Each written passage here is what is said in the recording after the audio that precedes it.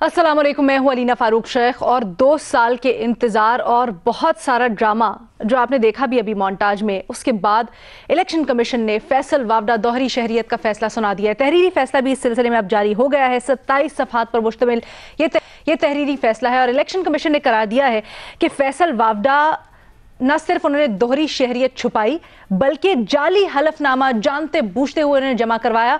इसके ऊपर उनको नाअहल करार दिया जाता है। साथ ही साथ जो उनकी सेनेटरशिप है उसको मनसूख करार दिया जाए, इसका नोटिफिकेशन जारी करने का हुक्म दिया है।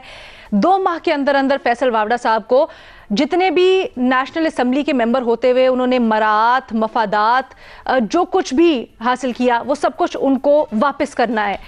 अब ये सब कुछ तो एक तरफ, लेकिन ये जो पूरा का पूरा एपिसोड हुई 2 साल के दौरान कि फैसल वावडा ये खबर सामने आई, और क्रेडिट टू फ़खर दुरानी साहब जिन्होंने ये खबर 2020 में सामने लेके आए और उसके ऊपर डटे रहे। जिस तरह के बताया जा रहा है कि बड़े प्रेशर्स के बावजूद भी वो पीछे नहीं हटे अपनी स्टोरी के ऊपर और ये लेके आए। तो अगेन एक बहुत बड़ी हमें लेसन भी यहाँ पर मिलता है कि किस तरह से अच्छी सहाफ़त होती है, और फ़खर दुरानी साहब ने यकीनन उसके लिए मिसाल कायम की।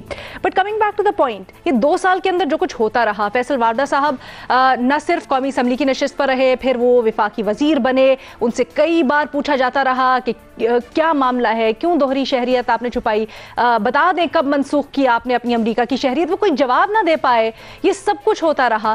फिर भी कौमी असम्बली में वो रहे, विफाकी वजीर के ओहदे पे रहे, ढिठाई से डटे रहे, कौमी असम्बली की नशिस्त छोड़ी और उसके बाद सेनेटर मुंतखब हो गए।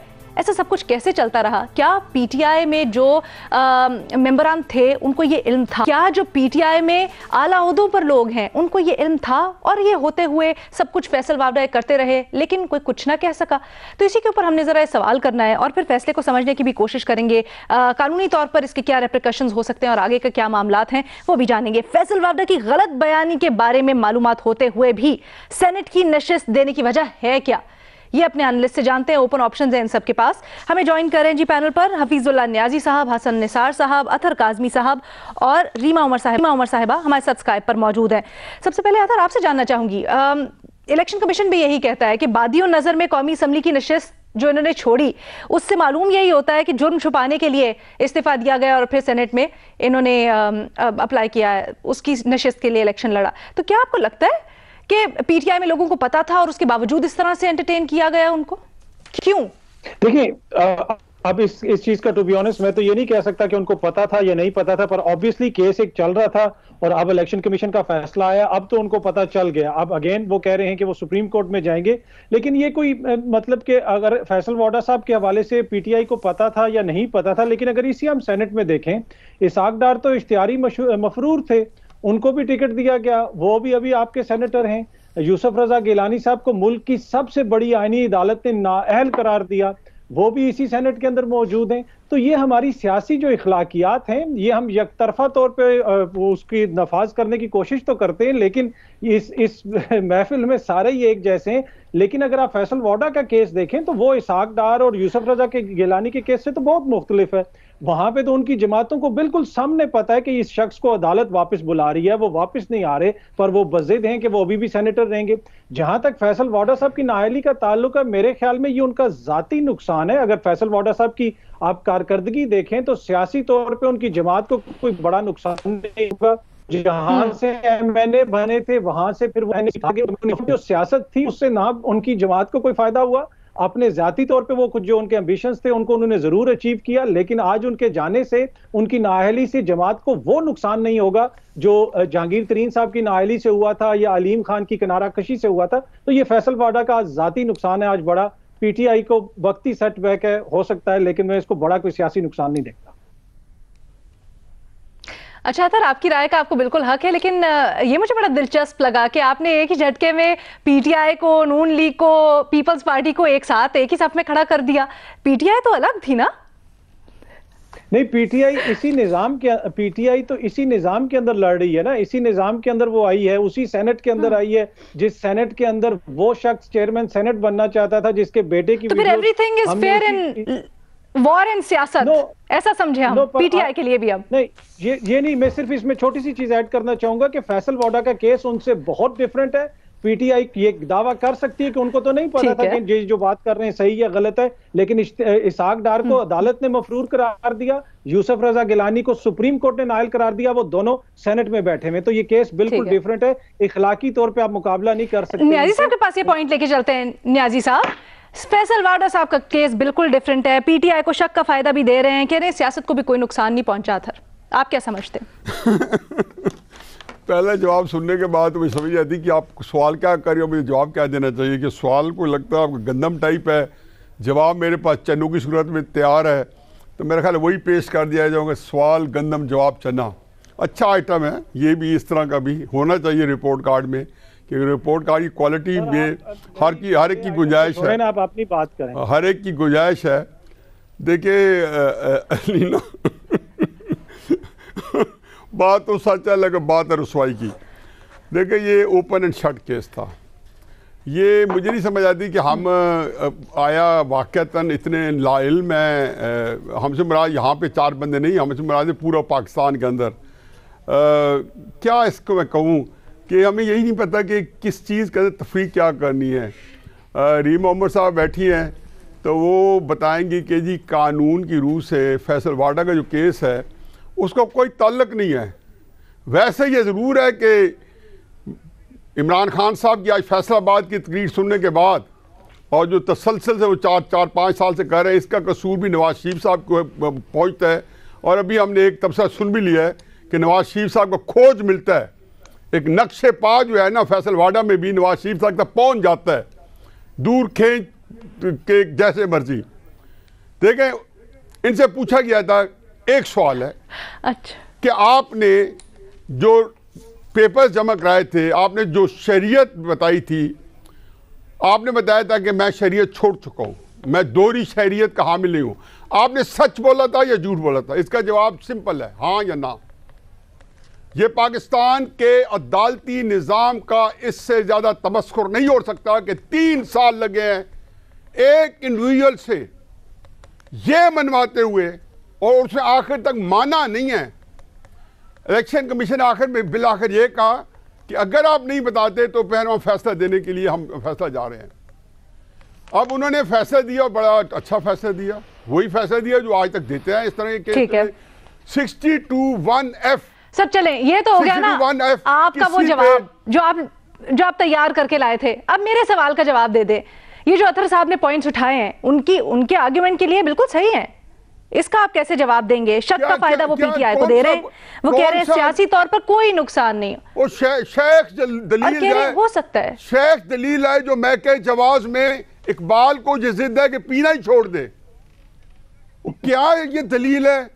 भाई आप मुझे बताएं कि इसहाक डार का केस हो या चौधरी निसार साहब ने हल्फ नहीं उठाया, या इस अदालती निज़ाम से इस तरह के केसेस में क्या सुप्रीम कोर्ट को नहीं पता कि जब यूसुफ रजा गिलानी को किस केस में नाअहल करा दिया? हम ये समझ रहे हैं कि उनको जो नाअहली है वो भी ताहयात है। ताहयात नाअहली 62(1)(f के अलावा और किसी में नहीं है। 62(1)(f ये कहते हैं कि आप ऐसा झूठ बोले जो कि आपका पकड़ा जाए। आप वैसे तो हर एक झूठों का अंबार लगा हुआ है, यहाँ बोलते हैं, सारा दिन बोलते रहते हैं, लेकिन ये वो झूठ है जो डॉक्यूमेंट हो जाए, पकड़ा जाए। और आपने अपने डिक्लेरेशन में नहीं दिया किसी केस में और पता चले कि वो बात गलत है, आप ताहयात नाअहल है। ये आपका आर्टिकल 62(1)(f है। इसका ताल्लुक इसहाक डार से क्या है? इसका ताल्लुक बाकियों से क्या है? अच्छा, मैं आपके मौक़िफ़ को आगे बढ़ाती सर हसन निसार साहब इनको इत्तला देने दे, जवाब दे रहे हैं, इत्तला देने दे, को इत्तला दे रहे हैं। जी सर, मैं इतना अर्ज कर रहा था कि सियासी इखलाकियात की बात हो रही थी। जो कानूनी नुक्ता आपने बात की वो बिल्कुल बजा आपने फरमाया। सियासी इखलाकियात को छोड़ें जी, खुद अतर भाई इखलाकियात इसके आप जो बह रहे थे, इक़्तिदार कोई होती तो ये इक़्तिदार थी कि पूरी तहरीक इंसाफ को पता है कि वो झूठ है और गलत बात कर रहे हैं। मेरे भाई, मैं आपको बता रहा हूँ, मैं आपको इसलिए बता रहा हूँ कि आप इस वक्त हम दोनों आपस में दोनों भाई बात कर रहे हैं। तहरीक इंसाफ के बंदे को पता था कि फैसल वाडा जो है, और यही अलीना का खुशहाल था, इसके बावजूद टिकट क्यों दिया गया उसको सेनेट का और क्यों कैंडिडेट किया गया। और वो सीट भी तहरीक इंसाफ को पता था हार जाएंगे और हार भी गए। एक सीट कीमती थी, 3-4 सीट से उन्होंने गवर्नमेंट बनाई हुई है। देखो अगर वो यही कहना चाह रहे हैं कि अगर आप सियासी अखलाकियात की बात करें तो उसमें भी पीटीआई स्टैंड नहीं करती, उसमें भी ग्राउंड नहीं स्टैंड करती। हसन निसार साहब को मैं शामिल गुफ्तगू करना चाहती हूँ इसी नुक्ते के ऊपर। हसन साहब, आप क्या समझते हैं? बड़ी दफा पूछा गया फैसल वाडा साहब से, नहीं जवाब देते आप। दोहरी शहरियत कब छोड़ी थी, कब छोड़ी थी? कभी वो हड्डी की बातें करते थे, कभी वो जूता ले आते थे, बूट ले आते थे। न्याजी साहब यहाँ पे कहते हैं बच्चे बच्चे को पता है, अगर आप देखें कि क्या हो रहा था, क्यों वो छुपा रहे थे, क्यों बात हुई, तो ऐसा कैसे हो सकता है पीटीआई को ना पता हो?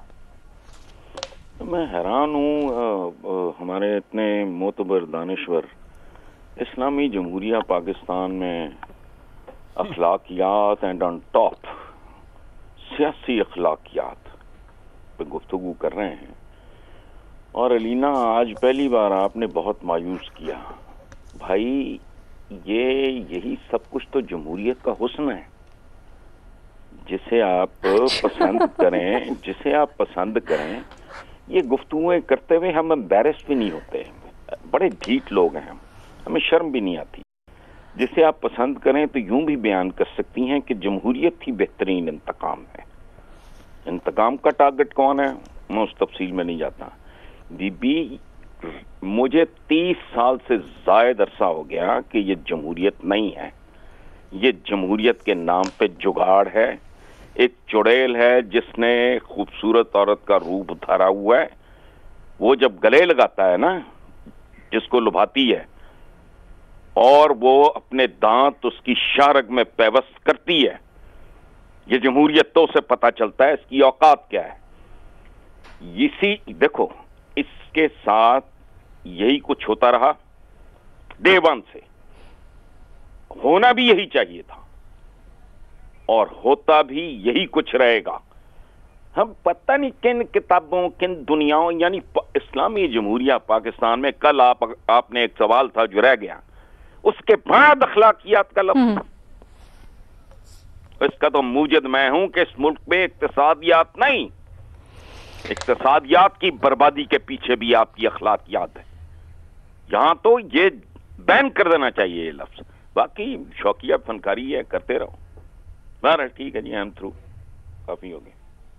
लेकिन फिर चले सर, फैसले जब आते हैं इस तरह के, जैसे आज इलेक्शन कमीशन का फैसला आया, जहां हम समझते हैं कि दूध का दूध पानी का पानी हो गया एक तरह से, तो ये इस चीज को भी क्रेडिट देना चाहिए आगे।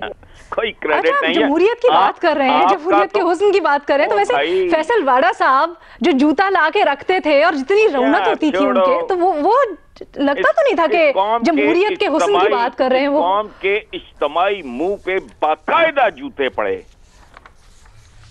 आपको जूता रखना नहीं भूल रहा। और दूध का दूध पानी का पानी नहीं होता, ये बेवकूफों वाली बात है। दूध तो होता ही पानी है। अच्छा, दूध तो होता ही पानी है, ठीक है। निजाम ही सारा गंदा है, निजाम ही सारा गंदा है। रीमा, आप क्या कहेंगी इस चीज के ऊपर? सबसे पहले तो मैं ये एक कंसिस्टेंसी है रिपोर्ट कार्ड में कि सवाल जो भी हो, हसन निसार साहब का जो जवाब होता है वो जमहूरियत पे गाली होती है। ये एक रूटीन है, एक रूल है रिपोर्ट कार्ड का। लेकिन क्रेडिट टू हसन निसार साहब, वो मिसालें फर्क देते हैं हर बार। आज उन्होंने एक खूबसूरत चुड़ैल की मिसाल दी है, तो लेकिन बीच में उसका जो एसेंस होता है वो यही होता है, ये गंदी बदबूदार जमहूरियत। यहाँ पे क्या हमने अखलाकियात की बात करनी, किसी चीज की भी क्या बात करनी, तो मुझे तो नहीं समझ आती हम ये शो क्यों करते हैं और हम क्या बात करें यहाँ पे। ना कानून की बात कर सकते हैं, ना जमहूरियत की बात कर सकते हैं, ना अखलाकियात की बात कर सकते हैं, तो क्या बात करें।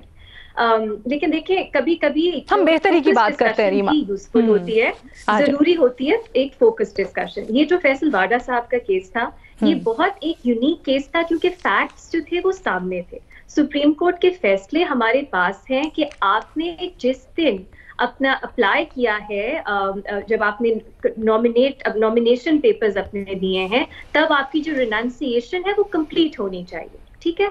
जो फैसल वाडा साहब की डेट्स थी वो मैच नहीं कर रही थी। उनकी रिनाउंसिएशन, उनकी जो उन्होंने सबमिट की अपने नॉमिनेशन पेपर्स, उस एफिडेविट के साथ वो किसी भी डिस्क्वालिफिकेशन उन पे नहीं बैठती या उतरती। उसके बाद उनकी रिनाउंसिएशन हुई। ये हमारे सामने फैक्ट्स थे। फैसल वाडा साहब ने अभी तक अपने काउंटर फैक्ट्स, अगर उनके पास हैं, उन्होंने नहीं दिए। तो इसीलिए इलेक्शन कमीशन को भी इतने साल इंतजार के बाद इतनी उन्हें अपॉर्चुनिटीज देने के बाद उन्हें कहना पड़ा कि अब हम अस्यूम करते हैं कि जब आपने नॉमिनेशन पेपर्स दिए तब आप अमेरिकन सिटीजन थे। ठीक है, ये एक बहुत क्लियर कट केस था। अब पीटीआई की इसमें हमें दोहरे मयार और उनकी बदनीयती कहाँ नजर आती है कि जब वो एक्सपेक्ट कर रहे थे कि ऐसा फैसला आएगा, उन्होंने फैसल वाडा साहब को नेशनल असेंबली से उनसे रेजिग्नेशन ले ली और उन्हें सेनेट की मेंबरशिप दे दी, क्योंकि अभी भी पॉसिबल है कि इस फैसले को सुप्रीम कोर्ट में चैलेंज किया जाएगा। और ये दो इसमें पार्ट्स हैं, एक ये कि आप डिस्क्वालीफाई हो जाते हैं नेशनल असेंबली की सीट से क्योंकि आपने एट द टाइम आपने जब नॉमिनेशन पेपर्स दिए आप क्वालिफाइड नहीं थे। दूसरी बात जो इस फैसले में है वो है 62(1)(f जो कहती है कि आप लाइफ टाइम के लिए डिस्क्वालीफाई हो जाते हैं क्योंकि आप सादिक और अमीन नहीं है, आपने झूठ बोला और वो पकड़ा गया। अब इसमें मैं दो बातें करना चाहूंगी। इलेक्शन कमीशन ने तो कह दिया कि फैसल वाडा साहब सादिक और अमीन नहीं रहे तो अब वो सेनेट में के मेंबर भी नहीं रह सकते। अब इसमें एक तो मेरी प्रिंसिपल ऑपोजिशन है 62(1)(f के खिलाफ, चाहे वो नवाज शरीफ हो, जहांगीर तरीन हो, फैसल वाडा हो। मेरा नहीं ख्याल आप लाइफ टाइम के लिए किसी को डिस्क्वालीफाई कर सकते हैं, पहली बात ये। दूसरी चीज ये कि सुप्रीम कोर्ट के दो फैसले हैं, एक 2018 का, एक 2021 का, जो चीफ जस्टिस बंदयाल ने लिखा कि इलेक्शन कमीशन ऑफ पाकिस्तान क्या एक कोर्ट है जो किसी को डिक्लेयर कर सकता है कि वो सादिक और अमीन नहीं है। इस पे एक सवाल है और सुप्रीम कोर्ट के पास अगर वो अपील करेंगे ये सवाल उठेगा कि क्या election commission of Pakistan competent forum है या इलेक्शन ट्राइब्यूनल्स या कोर्ट्स सिर्फ वो ये फैसला कर सकती हैं कि कोई सादिक और अमीन है कि नहीं लाइफ टाइम डिस्क्वालिफिकेशन के लिए। तो ये लीगल सवालात है अलीना। लेकिन एक और बात मैंने करनी है, वो है फैसल वाडा साहब की लेगेसी। तो जब आप सवाल पूछती हैं कि उनमें ऐसा क्या है कि पीटीआई ने उन्हें इस केस के बावजूद जो ओपन एंड शट केस था उन्हें सेनेट मेंबरशिप दी, आप जरा देखिए वो जर्नलिस्ट पे किस तरह अटैक करते हैं। मतीउल्लाह जान साहब को ये सवाल पूछने पे कि आपने अपनी शहरियत, दोहरी शहरियत कब रिनाउंस की, उनको कहा गया आप फेक न्यूज फैलाते हैं, आप जो हैं आप मसाला लगाते हैं। बहुत उनके साथ बहुत नाज़ेबा जुबान इस्तेमाल की गई। बाकी जर्नलिस्ट जिन्होंने सवाल पूछा उनको भी गालियां दी गई ट्विटर पे, सोशल मीडिया पे फैसल वाडा की तरफ से। इसके अलावा पॉलिटिशियंस उन्होंने कहा एज ए फेडरल मिनिस्टर मैं कहता हूं कि नून लीग जो है वो एंटी स्टेट जमात है, वो मुल्क तोड़ना चाहती है, इसको बैन किया जाए। फिर आप देखिए वो एक्सीलेंट पॉइंट्स रेज रीमा। मैं चाहती हूँ हम अतर को 2 मिनट दें जवाब के लिए। अलीना देखिए मेरी बात ठीक है, मुझे कंप्लीट करने दें। ये एक उनकी लेगेसी जो है उसमें ये भी है कि वो पार्लियामेंट में और टीवी पे बैठ के तशद्दुद, टॉर्चर की हिमायत करते थे कि 500 लोगों को आप घसीटो और चौराहों पे लटकाओ। इस सब के बावजूद फवाद चौधरी साहब ने कहा कि ये एक बहुत बड़ा एसेट है पार्टी के लिए, इसलिए हम चाहते हैं कि ये सेनेट में हमारी आवाज बने। तो ये पीटीआई पे जरूर सवालिया निशान है और उनको अच्छा ये अभी भी हो रहा है। शेख रशीद साहब ने आज फैसले के बाद कहा है कि ये कोई धज्का नहीं है, ये जो फैसला है ये कोई धज्का नहीं है। अतर जिस तरह से मेरे 2 पैनलिस्ट यहाँ पे कह रहे हैं ये ओपन एंड शट केस था, अदालत ही बार बार ये कह रही है कि बादी नजर में यही लगता है। क्या आपको अभी भी लगता है कि पीटीआई इससे बिल्कुल लाइल्म होगी, ऐसा हो नहीं सकता और शक का फायदा देना चाहिए हमें? और अगेन मॉरल हायर ग्राउंड को किस तरह से जस्टिफाई करेंगे आप पीटीआई के? देखिए यहाँ पे 2 चीजें, एक चीजें ये है कि जो एक चीज वो है जो इलेक्शन कमीशन का फैसला है, उस पे मुझे कोई एतराज नहीं है। इलेक्शन कमीशन का फैसला बिल्कुल ठीक है और उसके हवाले से फैसल वाडा साहब के पास फोरम मौजूद है, वो सुप्रीम कोर्ट में जा सकते हैं। यहाँ पे हम बात ये कर रहे थे कि वो लोग जो तनकीद कर रहे हैं पीटीआई के ऊपर, जो लोग ये कह रहे हैं कि फैसल वाडा ये थे और फैसल वाडा वो थे, उनका अपना तर्ज अमल क्या है उसकी तरफ निशानदेही भी बड़ी जरूरी है। इसलिए कि यहाँ पे तो हम उनको बेनिफिट ऑफ डाउट दे सकते हैं, लेकिन एक वो शख्स जिसके हवाले से अदालती फैसले हैं, जब वो शख्स जो अदालत से मफरूर है वहां पे बेनिफिट नहीं दे सकते। जहां तक फैसल वाडा साहब की अपनी सियासत का ताल्लुक है, मैंने आपको यही बताया कि उससे पीटीआई को नुकसान ही हुआ है। आज फैसल वाडा साहब के जाने से उनका जाती नुकसान है, पीटीआई का कोई बड़ा नुकसान नहीं है। दूसरी बात यह है कि अगर फैसल वाडा साहब को पीटीआई ने टिकट दिया था और पीटीआई चाह रही थी कि वो आए और उनकी तारीफ भी की गई, जिस तरह अभी यहाँ पे मेरी कोलीग ने भी जिक्र किया कि उनकी जमात के अंदर उनकी बड़ी तारीफ की गई कि वो बड़े अच्छे तरीके से बात करते हैं। मसला ये है कि यहाँ पे जब आपका मुकाबला राना सनाउल्लाह से हो तलाल चौधरी से हो, वहां से कोई आप पे फूल तो नहीं फेंके जाते। तो आपके राना सनाउल्लाह खड़े होकर कहते हैं अगर किसी जज ने शहबाज शरीफ के खिलाफ फैसला दिया तो हम उसका घेराव करेंगे। सर तो लेकिन यहाँ पर तो आपने जब यहाँ पर तो यही था ना, यहाँ पर तो मुख्तलिफ लोग थे, यहाँ पर तो ज्यादा अच्छे लोग थे। एक छोटी सी ब्रेक जी, वापस आते हैं।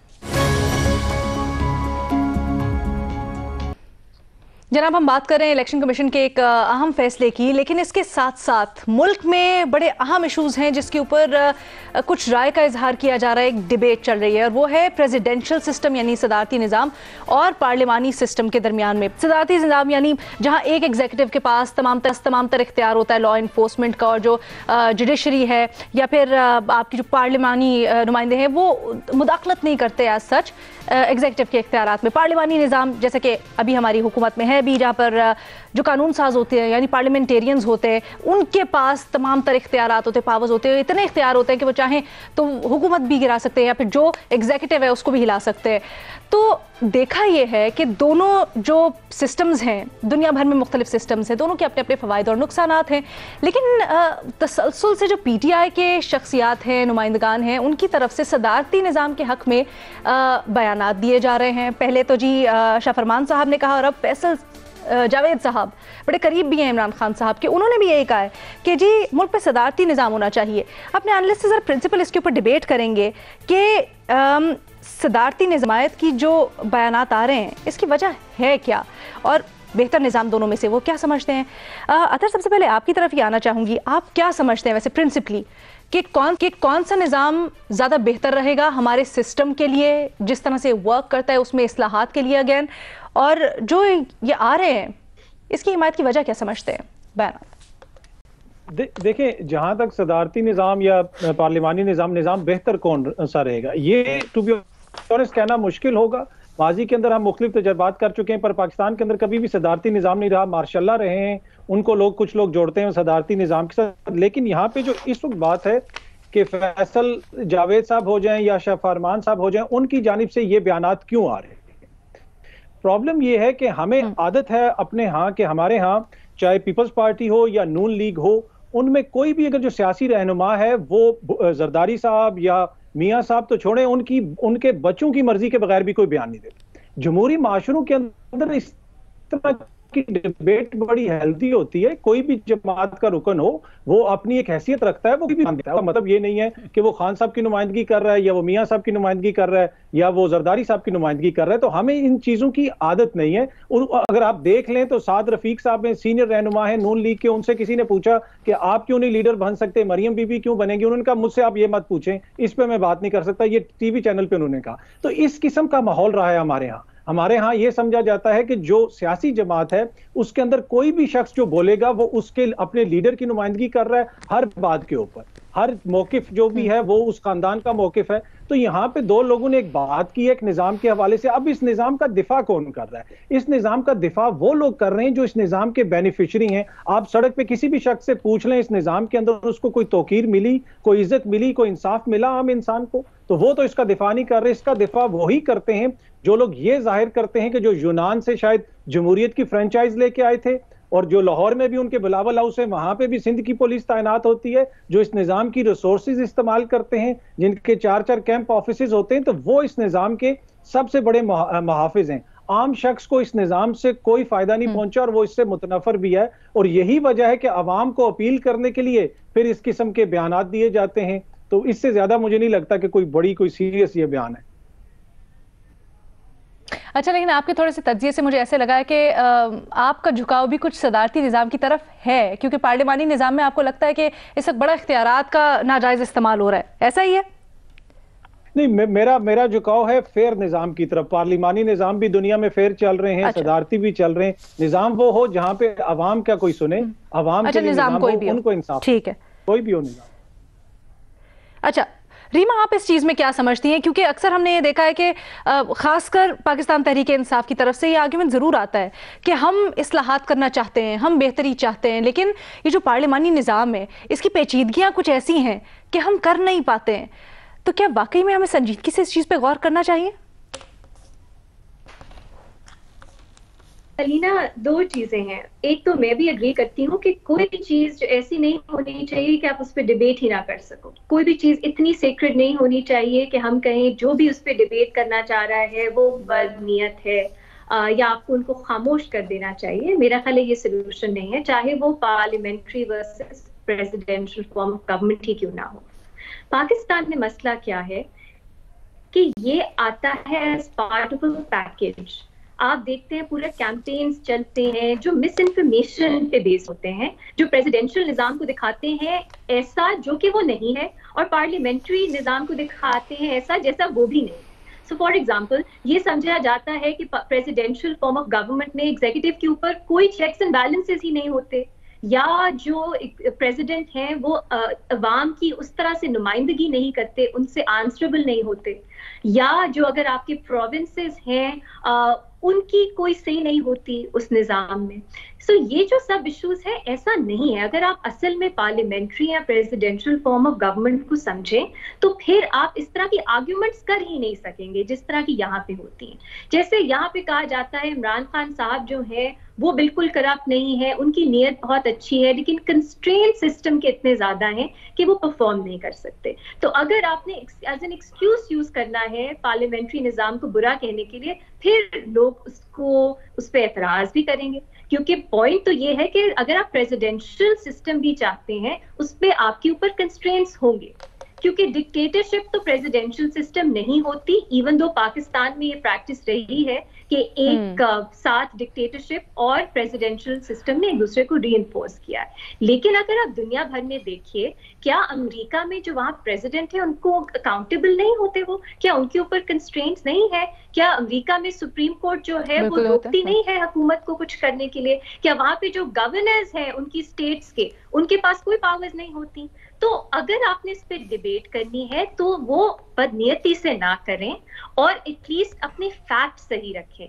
ऐसा नहीं होना चाहिए कि जो भी इस सिस्टम में हमें जो मसाइल हैं, जो अथर बात कर रहे हैं, लोग नाखुश हैं, लेकिन वो क्यों नाखुश हैं, मसला क्या है, उसको तो आइडेंटिफाई करें, फिर आप कोई सोल्यूशन दे सकेंगे या नहीं दे सकेंगे। लेकिन मैं वापस वही कहना चाहती हूँ नीना, हमें इतना नाइव भी नहीं होना चाहिए। पाकिस्तान में एक कैंपेन चलती है जिसमें सदारती निजाम को एज ए सोल्यूशन जो है वो प्रमोट किया जाता है। वो कोई रैशनल आर्ग्यूमेंट नहीं होती, डिस्कशन नहीं होती, वो यही होती है कि आपने जमहूरियत को गाली देनी है, इस सिस्टम को गाली देनी है, और आप प्रेसिडेंशियल सिस्टम को बहुत ही ग्लोरीफाई करके पेश करते हैं। ये ना करें, एक्चुअल बहस करनी है जरूर करें। और एक छोटी सी बात मैं और करूंगी, कुछ लोग कहते हैं कि सुप्रीम कोर्ट, और उसमें आप यही समझती हैं कि उसकी वजह ये होती है, ठीक है, और उसमें ये समझती हैं कि उसकी वजह ये होती है कि जी जो अपने फ्लॉज हैं, जो अपनी शॉर्टकमिंग्स हैं, उसके ऊपर पर्दा डालने के लिए फिर आप दूसरी चीजों की तरफ तवज्जो दिलाते। एक छोटी सी मैंने जी ब्रेक के बाद नियाजी साहब और हसन निसार साहब क्या समझते वो जानेंगे। हम एक डिबेट कर रहे हैं पार्लिमानी निज़ाम वर्सेस सदारती निज़ाम के ऊपर। हसन निसार साहब, आपकी राय जानना चाहूँगी। आपने दुनिया में मुख्तलिफ हुकूमतों को पढ़ा है, देखा है, मुशाहिदा किया है, क्या समझते हैं कौन सा निज़ाम बेहतर है? और ये जो अब सदारती निज़ाम में हुकूमत के लिए आवाज़ उठी है, खासकर पीटीआई के सेनेटर्स की तरफ से, वजह क्या समझते हैं इसकी? देखें, पहली बात का तो ये जवाब है कि मेरे नज़दीक निज़ाम अच्छे बुरे नहीं होते, क्योंकि दुनिया में हर तरह के निज़ाम कामयाबी से भी चले, नाकामी से भी चले, और घिसट भी रहे हैं, तेज भी भाग रहे हैं।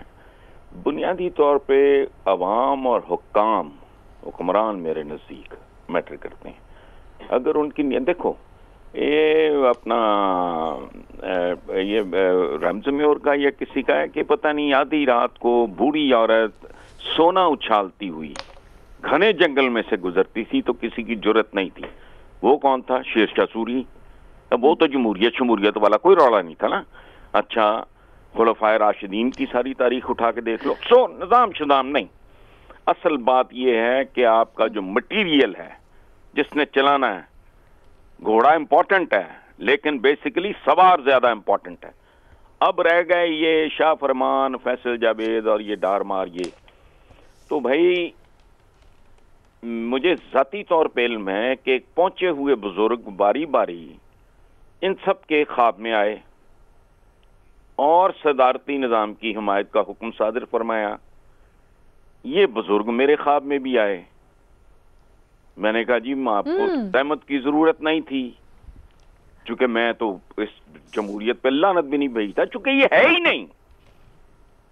मैंने कभी भी धोखा खाया, ये है ही एक जुगाड़ सा लगा हुआ है जमहूरियत के नाम पे। तो मैंने कहा बुजुर्गों, आप और लोगों को, मैं रूहानी तौर पे कायल हूं, इस पार्लिमानी शार्लिमानी ये क्या है, ये चोर चक्कों का एक ग्रोह होता है और क्या है। ना इल्म है यहाँ, ना कोई अक्ल है, ना कोई लिटरेसी रेट है, भूख के मारे लोग हैं। और मैं अब मुद्दतों से पीट रहा हूं, जिसके पैरों के नीचे जमीन अपनी नहीं, सर पे छत नहीं अपनी, तो सबसे कीमती चीज राय होती है, वो उसकी अपनी कैसे हो सकती है। सो ये पीरी फकीरी का चक्कर है अलीना। हाँ अच्छा सर, ये भी बता दें, ये कश्फ सिर्फ ये 2 सेनेटर्स को और भी ज्यादा हुआ, और क्या कुछ लगता है आपको एक्ट भी करेंगे इसके ऊपर, कुछ मजीद ऊपर के लोगों को भी होगा? देखो, ये जो रूहानी तौर पे होते हैं ना मेरे दर्जे पे फाइज, ठीक, कम से कम मेरे जैसा दर्जा होना चाहिए। ये आपके रीमा वगैरह के ख्वाबों में इस तरह के बुजुर्ग नहीं आएंगे, ठीक। हाँ हाँ, बुजुर्गों को अकल होती है, ठीक है सर, हाँ, कि जरखेज जमीन में बीज फेंकना है, रेत पे जाया नहीं करना, ठीक है सर।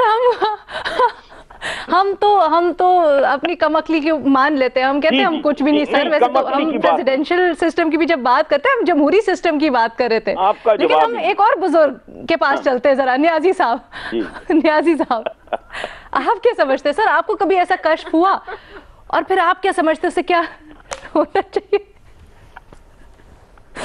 ये बुजुर्ग पता नहीं मुझसे डरते हैं या मुझे नफरत करते हैं या मेरे से दूर दूर रहते हैं या मेरे बारे में एक मुआंदाना रवैया रखते हैं, तो मेरे तो खैर इनका साया भी मेरे से करीब नहीं भटकता। लेकिन हसन साहब ने बहुत कुछ कह दिया, मेरा नहीं ख्याल कि उसके बाद आपको सवाल करना चाहिए था, क्योंकि उसका मज़ा ही उतना था जो हसन साहब ने किया है, और इंजॉय करने देते हैं, अपने कारीन को इंजॉय करने देते हैं। आपने कोशिश बड़ी की है कि हसन साहब की बात का मज़ा जो है वो किरकिरा हो जाए। पहली बात किरकिरा हो जाए, वो तो नहीं होने नहीं दिया। हसन साहब ने फिर भी खूबसूरती से उसको, उससे बड़ा दिलचस्प, बड़े खूबसूरत अंदाज नहीं, मैंने तो बता दिया ना, हम तो जमहूरी प्रेसिडेंशियल निजाम के ऊपर डिबेट कर रहे हैं, आगे आप लोग बता दें। अब मैं सिर्फ एक बात बता सकता हूँ कि इन बुजुर्गों को एक पैकेज दिया जा रहा है, इसके अलावा भी बहुत कुछ है। बुजुर्गों के लिए कहा गया है कि एक सदारती निज़ाम भी ले लें, और अगले 5, 7, 8 महीने जो बड़े बड़े फैसले हैं वो भी आपके मुताबिक होंगे, और किसी तरीके से हम एक ही पेज पे रहें, बुजुर्ग और हम। तो अब पता नहीं उसका बुजुर्ग ने कितना एक जो है उस पर आमादा हुए हैं कि सदारती निज़ाम भी आ सकता है या नहीं आ सकता। लेकिन ऑन ए सीरियस नोट, हमें किसी को शायद जब कोई ऐसी बातें करता है जैसे हसन निसार साहब ने किया है या कोई और कर रहा है, तो मुझे लगता है ये कि हम पाकिस्तान की जो आईन पाकिस्तान की तारीख है उससे वाकिफ़ नहीं है। इनको पता नहीं कि पाकिस्तान एक फेडरेशन है।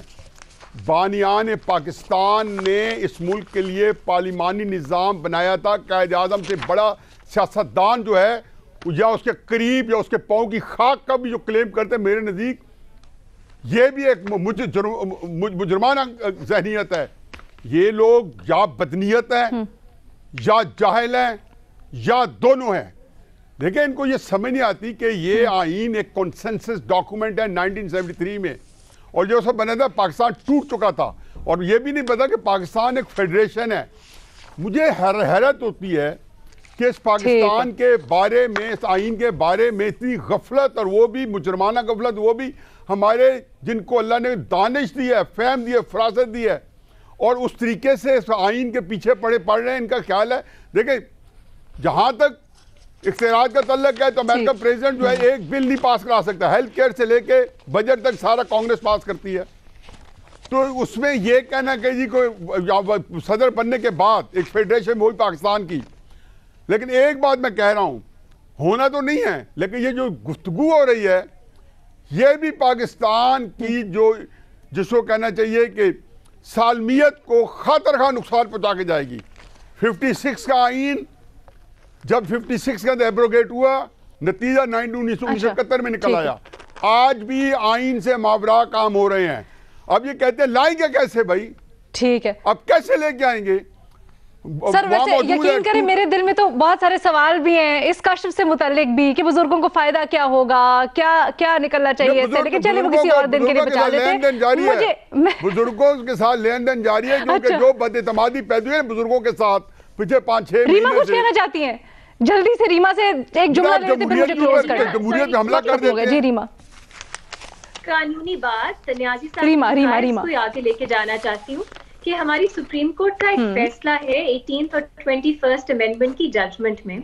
उसमें उन्होंने कहा है कि पाकिस्तान के आईन के कुछ सेलिएंट फीचर्स हैं जो पार्लियामेंट भी तब्दील नहीं कर सकती। अब आपको उस जजमेंट से इख्तलाफ हो सकता है, लेकिन उसमें एक सेलिएंट फीचर है पार्लियामेंट्री फॉर्म ऑफ गवर्नमेंट। तो चाहे आप पार्लियामेंट में कॉन्स्टिट्यूशनल अमेंडमेंट भी करें, वो जजमेंट ये कहती है कि आप नहीं कर सकते, क्योंकि ये हमारे आईन का सेलिएंट फीचर है जो नहीं तब्दील हो सकता। तो ये बहुत इंपॉर्टेंट जजमेंट है सुप्रीम कोर्ट की, इसको भी सामने रखना चाहिए। वैसे हमारे एक वकील ठीक है, और अगर रेफरेंडम एक चीज फॉर्म पे, लेकिन वो उनकी जो पिटीशन है वो रिजेक्ट हो गई। न्याजी साहब कुछ ऐड करना चाह रहे हैं? वजह वजूद बनी है, पाकिस्तान को इलेक्शन जीते तो पाकिस्तान वजूद में आया है। उस पार्लिमान ने लियाकत अली खान को वजीर आजम बनाया और पार्लिमानी सिस्टम को पाकिस्तान के लिए पसंद फरमाया। आप कैसे कह सकते हैं कि वो लेजिस्लेटिव असेंबली थी जिसे आइन बनाना था, 35 का एक्ट जो है उसको जिसको कहना चाहिए कि 1947 में खत्म करके एक LFO बना था जिसने पार्लिमानी निजाम तश्कील दिया। और आगे आप सबके पॉइंट्स अपने बिल्कुल दुरुस्त और बहुत से सवालात हैं, बहुत सी बातें हैं जो हम करना चाहते हैं, लेकिन वक्त हमारे पास अनफॉर्चुनेटली खत्म हो गया। इजाजत दीजिए, अल्लाह हाफिज।